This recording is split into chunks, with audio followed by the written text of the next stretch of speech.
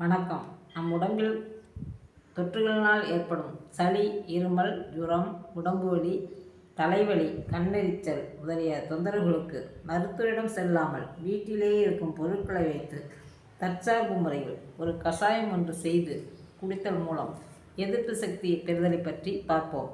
தேவையான பொருட்கள்: மல்லி 100 கிராம், மிளகு 10 கிராம், ஜீரகம் 20 கிராம், கிராம்பு 10 கிராம், ஏலக்காய் 10 கிராம், திப்பிலி குச்சி 5 கிராம், அரிசி திப்பிலி 5 கிராம், பட்டை 20 கிராம், நட்சத்திரப்பூ 10 கிராம், ஓமம் 20 கிராம், நன்னாரிவேர் 10 கிராம், வெட்டிவேர் 5 கிராம், கசகசா 2 ஸ்பூன், தாண்டிக்காய் 5, ஜாதிக்காய் 5, வேப்பமரப்பட்டை 15 கிராம், காய்ந்த துளசி இலை 1 கைப்பிடி, மஞ்சள் பொடி 4 ஸ்பூன், சோம்பு 10 கிராம்.